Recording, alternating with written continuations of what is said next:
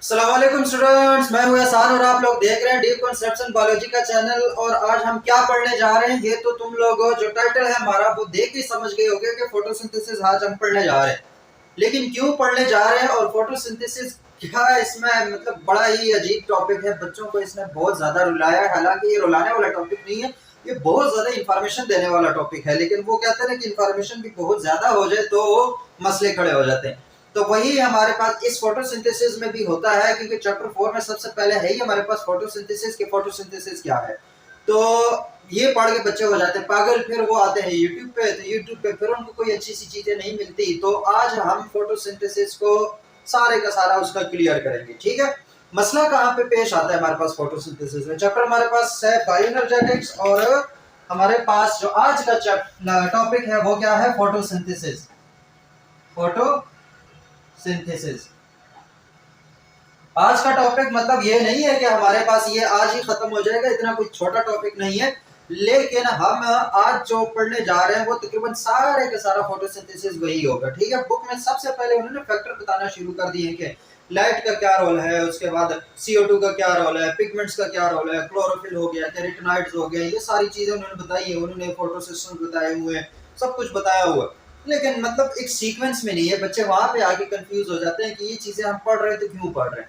हमारे पास एक फोटोसिंथेसिस का एक सीक्वेंस क्या है वो हमारे पास बुक में सही से मेंशन्ड नहीं है, ठीक है। तो आज हम जो है वो जो सीक्वेंस है फोटोसिंथेसिस का, पहले उसको आइडेंटिफाई करने की कोशिश करेंगे, उसके बाद जाएंगे उसके फैक्टर्स वगैरह पे और उस पे सारी चीजों पे। फोटोसिंथेसिस देखो, जो तुम लोगों ने रटे वटे लगाए हुए हैं वो क्या है। Photosynthesis is the manufacturing of carbohydrate in the presence of water and sunlight and chlorophyll is called photosynthesis। पौधे जो है वो सनलाइट को यूज करके और CO2 को यूज करके और H2O को यूज करके क्लोरोफिल की मदद से अपने लिए जो खुराक खुद तैयार करते हैं कार्बोहाइड्रेट्स की फॉर्म में, C6H12O6 की फॉर्म में, उसको कहते हैं फोटोसिंथेसिस। उसे क्या बोलते हैं, फोटोसिंथेसिस। अगर इसको मैं समराइज कर लूं एक इक्वेशन में, एक रिएक्शन में, तो ऐसे होगा।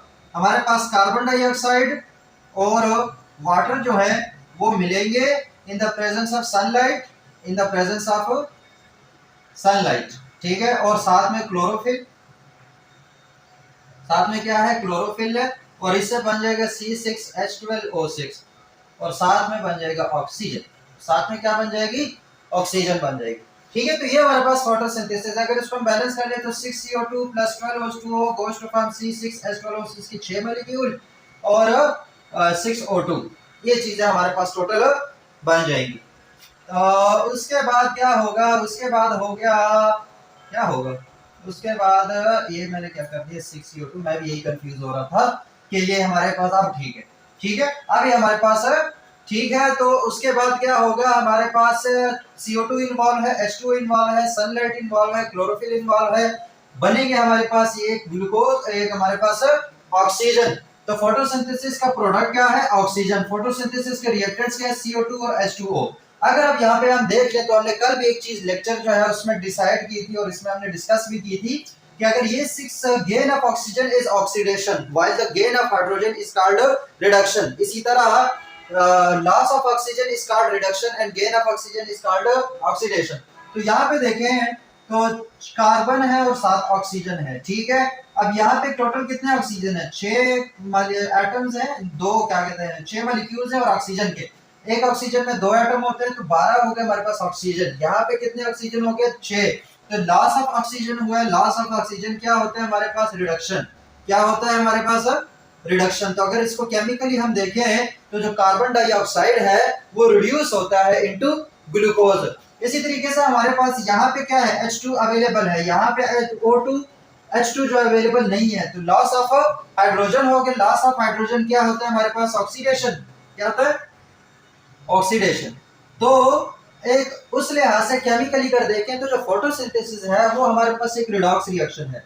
वो क्या है हमारे पास, एक रिडॉक्स रिएक्शन है। अभी हमने फोटोसिंथेसिस स्टार्ट नहीं किया, ठीक है। अभी हम उसके बारे में जनरल इंफॉर्मेशन ले रहे हैं। फोटोसिंथेसिस क्या है, the formation of glucose and oxygen in the presence of sunlight and chlorophyll with the help of carbon dioxide and water is called photosynthesis, which is chemically a redox reaction where carbon dioxide is reduced into C6H12O6 while the H2O is oxidized into O2. ये हमारे पास क्या photosynthesis है। अगर biologically देखें तो हम जो energy poor molecules हैं, जैसे कि हमारे पास इसमें भी एनर्जी कम होती है, इसमें भी एनर्जी कम होती है, लिविंग सिस्टम जो है, जो प्लांट्स है या जो एल्गी है, वो हमारे पास इन एनर्जी पुअर मॉलिक्यूल्स को एनर्जी रिच मॉलिक्यूल्स में कन्वर्ट करते हैं with the help of photosynthesis. तो ये हमारे पास क्या है, फोटोसिंथेसिस है। फोटोसिंथेसिस कहाँ पे होता है, हमारे पास सब प्लांट्स में होता है। एक बात हमें ये याद रखनी है, प्लांट्स में होता है और इस तरह से एल्गी में होता है और साइनोबैक्टीरिया जो है उसमें होता है, जो फोटोसिंथेटिक बैक्टीरिया होते हैं। तो इनमें ये फोटोसिंथेसिस और फोटोसिंथेसिस की वजह से ही एक जो प्लांट है वो ऑटोट्रॉफ्स कहलाते हैं, क्योंकि वो अपनी खुराक खुद तैयार कर रहे होते हैं, वो अपनी खुराक खुद तैयार कर रहे होते हैं। तो चले अभी हम लेते हैं फोटोसिंथेसिस का रिव्यू, और यही रिव्यू जो है जो हम अभी डिस्कस करने जा रहे हैं, ये चीज अपने जहन में रखनी है, क्योंकि इसी के मुताबिक हमारा फोटोसिंथेसिस भी चलेगा और जो डाउट्स हैं और जो टॉपिक्स हैं वो इसी के मुताबिक चलेंगे।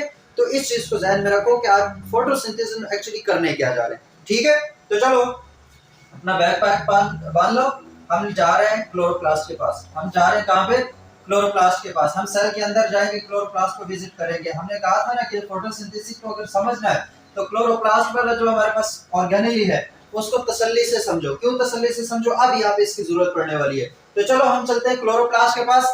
क्लोरोप्लास्ट का ये स्ट्रक्चर था ऐसे, ठीक है, और इस क्लोरोप्लास्ट के पास अंदर हमारे पास ग्रेना थे। क्या थे, ग्रेनम्स, ऐसा ही है, ऐसे ग्रेनम्स थे क्लोरोप्लास्ट के पास है, क्लोरोप्लास्ट के ऊपर ऐसे ग्रेनम्स थे।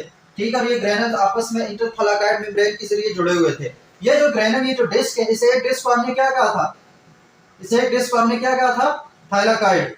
इसे एक डिस्क को क्या कहा था हमने, थाइलाकाइड। और ये इसकी थाइलाकाइड मेम्ब्रेन, और ये जो अंदर है वो क्या है, थाइलाकाइड ल्यूमन। अंदर वाले क्या था, थाइलाकाइड ल्यूमन, जो ये वाली है थाइलाकाइड मेम्ब्रेन, और बाहर क्या था, ये वाली जगह क्या कहला रही थी, स्ट्रोमा। ये क्या कहला रही थी, स्ट्रोमा। हमने क्लोरोप्लास्ट को थोड़ा बहुत डिस्कस किया था जब क्लोरोप्लास्ट वाले लेक्चर में। तो अगर किसी को ये समझ नहीं आ रहा तो फिर ये समझना जरूरी है कि क्लोरोप्लास्ट क्या चीज है। क्लोरोप्लास्ट समझो, उसके बाद हम फोटोसिंथेसिस के लिए आगे बढ़ेंगे। ठीक है, तो ये हमारे पास क्या था, थाइलाकाइड। इस तरह के मिलकर हमारे पास ग्रेनम बना रहे थे, सही है। ये थाइलाकाइड का अगर स्ट्रक्चर का हम बात करें तो जो अंदर वाली जगह थी वो क्या थी, थाइलाकाइड ल्यूमन। ये मेम्ब्रेन थी, थाइलाकाइड मेम्ब्रेन जिसे बोलते थे, और बाहर उसके क्या था, स्ट्रोमा। क्लोरोप्लास्ट का स्ट्रोमा जो है, तो ये हमारे पास था एक सिंपल थाइलाकाइड। ये क्या था हमारे पास, एक सिंपल थाइलाकाइड। अब ये जो थाइलाकाइड है इसमें पिगमेंट्स भी होते हैं। ये जो स्ट्रोमा, ये जो थाइलाकाइड है, इसके मेम्ब्रेन है, इसमें बहुत सारे पिगमेंट्स होते हैं।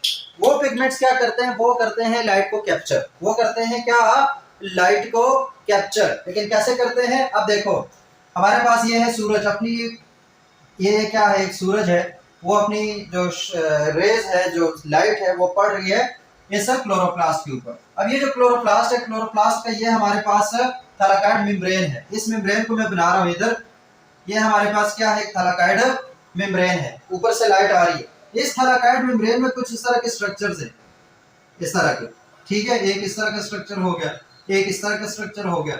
ये थाइलाकाइड, इस वाली जगह की बात कर रहा हूँ, ये वाली जगह जो है इसको बना रहा हूँ, इसमें इस तरह के स्ट्रक्चर्स हैं। कुछ और भी स्ट्रक्चर्स होते हैं इसमें बीच में, कुछ और भी स्ट्रक्चर्स होते हैं बीच में, ठीक है। अब ये स्ट्रक्चर है, अब इन स्ट्रक्चर पे क्या होता है, पड़ती है लाइट। क्या पड़ती है, इस पे लाइट पड़ती है।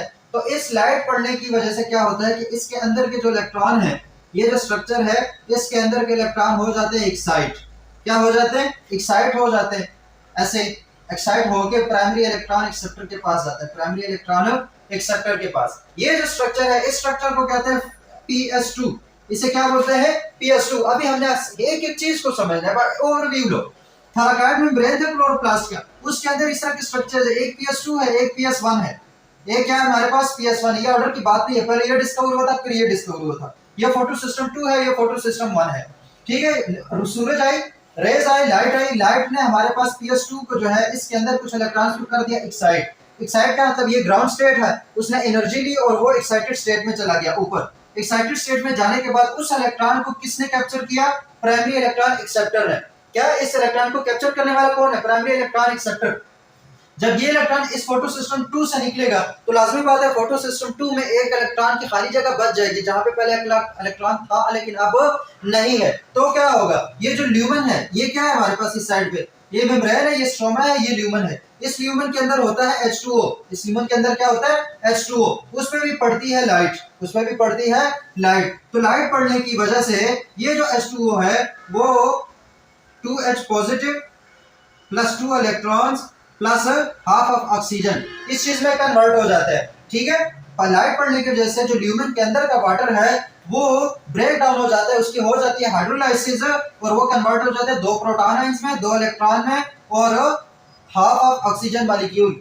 बुक में ऐसा लिखा हुआ है लेकिन असल में नहीं हो सकता, क्योंकि हाफ ऑफ ऑक्सीजन मॉलिक्यूल का मतलब है एटॉमिक ऑक्सीजन, और अगर एटॉमिक ऑक्सीजन आ गया सेल के अंदर तो फ्री रेडिकल आ जाएगा और सेल को तबाह कर देगा। फोटो जो हमारे पास फोटो इनहिबिशन होती है वो प्रोसेस ही नहीं होगा। तो ये चीज याद रखने की ऐसे नहीं है, बुक में तुम लोगों की आसानी के लिए ऐसे बताया गया। असल में जो इसका फार्मूला है वो ये है 2H2O, क्या है 2H2O goes to form 4H positive plus 4 electron negative plus complete oxygen plus complete oxygen. अब यहाँ पे देखो ये 2 एटम के मॉलिक्यूल, जो 2 ऑक्सीजन एटम थे वो यहाँ पे मॉलिक्यूल की फॉर्म में आ गए। तो असल में ये वाली चीज जो ऑक्सीजन है वो रिलीज हो गई।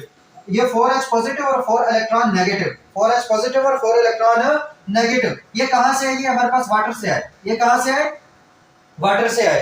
तो वाटर से ये जो 4 इलेक्ट्रॉन है, ये 4 इलेक्ट्रॉन इनको ले लेते हैं हमारे पास oxygen evolving complex, oxygen evolving complex. वो इन 4 इलेक्ट्रॉन्स को ले लेते, फिर इसमें से 1 बाय 1 इस PS2 को अपने इलेक्ट्रॉन देता रहता है। ठीक है, तो इस वाले प्रोसेस को बोलते हैं फोटोलाइसिस। इस प्रोसेस को क्या बोलते हैं, फोटोलाइसिस। वो प्रोसेस जिसकी मदद से जो ल्यूमन का वाटर है वो हमारे पास in the presence of sunlight hydrolyse हो जाता है, आइस में कन्वर्ट हो जाता है, उस प्रोसेस को कहते हैं फोटोलाइसिस। ठीक है, ये काम यहाँ पे हो गया, उसने इलेक्ट्रॉन दे दिया ऑक्सीजन इवॉल्विंग कॉम्प्लेक्स को, वो फिर एक इलेक्ट्रॉन देते हैं PS2 को।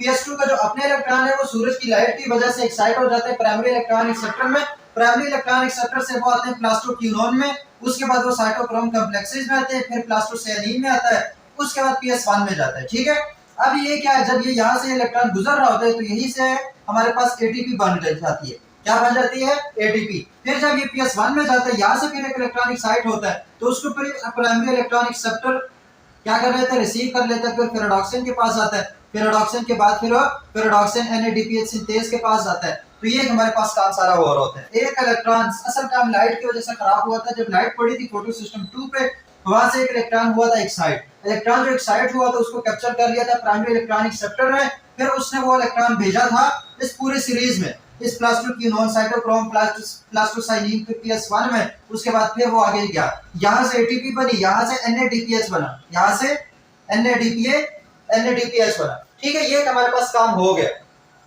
और यहाँ पे जो इलेक्ट्रॉन की कमी को पूरा करने के लिए क्या हो रहा था, हाइड्रोजन जो वाटर मॉलिक्यूल यूज हो रहा था ना फोटोसिंथेसिस में, वो वाटर मॉलिक्यूल ब्रेक डाउन होता है ल्यूमन का, और उससे हमारे पास इलेक्ट्रॉन भी जनरेट होते हैं, प्रोटॉन भी जनरेट होते हैं, और हमारे पास ऑक्सीजन भी जनरेट हो रहा था। जो इलेक्ट्रॉन है वो यहाँ पे यूज होते हैं, जो प्रोटॉन है वो ATP के सिंथेसिस में यूज होते हैं, और जो ऑक्सीजन है वो as it is as a by product release हो जाता है, जो हम कहते हैं कि फोटोसिंथेसिस में ऑक्सीजन रिलीज होता है। तो ये तो हो गया आधा रिएक्शन। ये क्या हो गया, आधा रिएक्शन। क्यों आधा रिएक्शन, फोटोसिंथेसिस 2 फेजेस में करता है। एक हमारे पास लाइट रिएक्शन होता है, एक हमारे पास क्या होता है, लाइट रिएक्शन, और एक हमारे पास लाइट इंडिपेंडेंट रिएक्शन या फिर कैल्विन साइकिल इसको बोल सकते हो। ठीक है, तो 2 फोटोसिंथेसिस के 2 फेजेस होते हैं। एक लाइट रिएक्शन जिसमें लाइट रिक्वायर होती है, जैसे ये सारा रिएक्शन ये लाइट रिएक्शन में आ जाते हैं, तो लाइट डिपेंडेंट रिएक्शन इनको बोलते हैं। दूसरा जो फेज होगा लाइट इंडिपेंडेंट रिएक्शन होगा। Light independent reaction directly light पे जो है ना वो क्या कहते हैं, डिपेंड नहीं करती।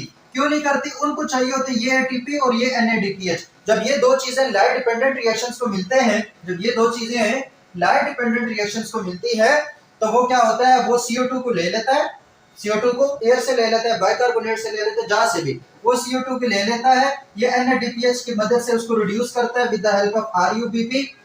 ठीक है, RUBP का राइबोलोज बिसफॉस्फेट, इसको हम देखेंगे, ये इसके साथ मिलता है 6 कार्बन वाला, ये हमारे पास बना देते हैं G3P नहीं 3PGA बना देता है, 3PGA फास्फोग्लिसरिक एसिड बना देता है, वो आगे से हमारे पास G3P ग्लिसरॉल्डिहाइड 3 फास्फेट बनाता है, फिर वो दोबारा से रुबिस्को भी बनाते हैं, और ये G3P जो है वो C6H12O6 भी बना देता है। ठीक है, और इसको चाहिए होते हैं बाहर से ऑक्सीजन, इन कामों के लिए वो यूज करते हैं ATP और साथ में NADPH। वो दोनों चीजें कहां से आ रही होती है, वो लाइट डिपेंडेंट रिएक्शन से आती है, एडीपी और एनएडीपीएच। इसको लाइट की जरूरत नहीं है, इनको जो लाइट रिएक्शन के प्रोडक्ट है इनकी जरूरत है। ये दोनों इस्तेमाल करके CO2 को साथ यूज करके ये RuBP कन्वर्ट कर देता है G3P में, जो कि C6H12O6 बना देता है। यहाँ पे आकर हमारा फोटोसिंथेसिस हो जाता है कंप्लीट, क्योंकि फोटोसिंथेसिस में ये चीज चाहिए थी और साथ में ऑक्सीजन चाहिए थी जो कि यहाँ से निकल आती है। फोटोसिंथेसिस यहाँ पे हो जाता है कंप्लीट कि पहले हमारे पास होंगे लाइट रिएक्शंस, उसके बाद होंगे डार्क रिएक्शन। लाइट रिएक्शन में जो इन्वॉल्व है वो फोटो सिस्टम है, जो कि फोटो सिस्टम 1 और फोटो सिस्टम 2 है।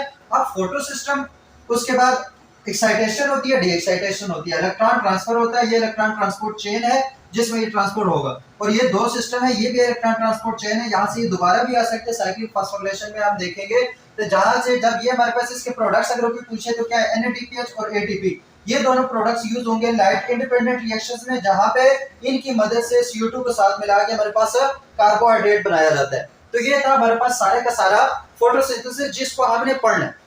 अब यहाँ पे ये जितने भी छोटे छोटे से कॉन्सेप्ट है ना, हमने इन कॉन्सेप्ट्स को वन बाय वन पढ़ना है, इन कॉन्सेप्ट्स को वन बाय वन पढ़ना है। जैसे कि हमारे पास ये जो लाइट है इसकी क्या प्रॉपर्टीज है, इसका क्या रोल है फोटोसिंथेसिस में। इसी तरीके से ये जो फोटोसिंथेटिक पिगमेंट्स है और इसकी जो मैकेनिज्म है PS1 और PS2, ये क्या बना है, ये सारी चीजें क्या है, ये और इस चीज क्या है, ये चीज क्या है, ये हमारे पास हो कहाँ रहा होता है, फोटोलाइसिस हो रही है तो कहाँ हो रही होती है। ये जो ऑक्सीजन इवॉल्विंग कॉम्प्लेक्स है, पूरी किताब में सिर्फ एक पिक्चर के अंदर ये नाम बताया हुआ है, लेकिन इसके अंदर बहुत बड़ा कॉन्सेप्ट है।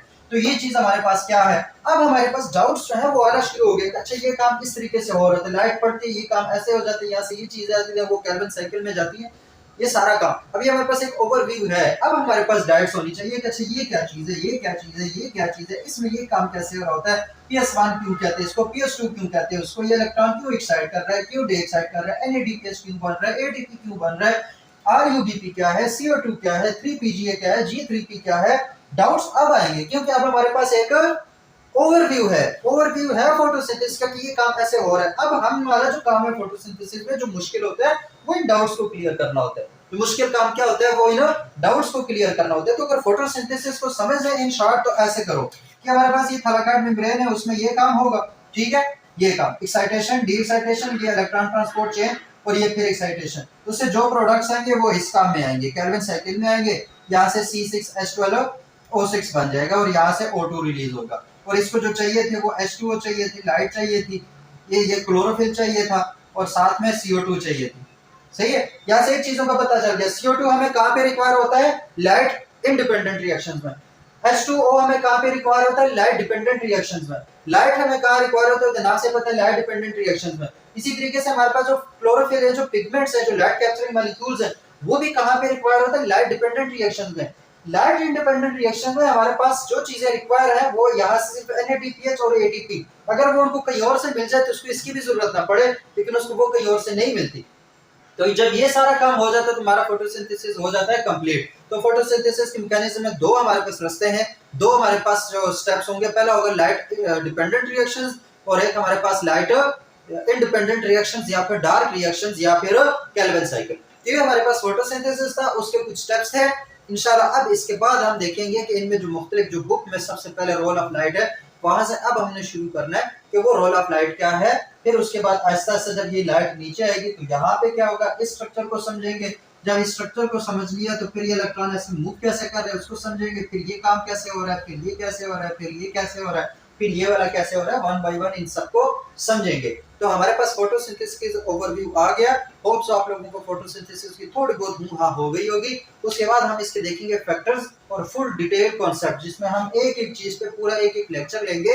अभी हमारा सिर्फ ओवरव्यू का काम था, वो हो गया। उसके बाद हम जितने भी हमारे पास होगा ना, जो छोटे छोटे जितने भी तुम लोगों को एक एक नाम नजर आ रहा है ना, जो हमने लिखा या जो मैंने बोला, वो एक एक नाम को हमने इंशाल्लाह डिस्कस करना है फुल कॉन्सेप्ट्स के साथ कि उसका काम क्या है। ठीक है, तो तब तक के लिए अपना ख्याल रखो। और रमजान है, ज्यादा लंबा लेक्चर हम नहीं ले सकते, तो मुझे इजाजत दो। अल्लाह।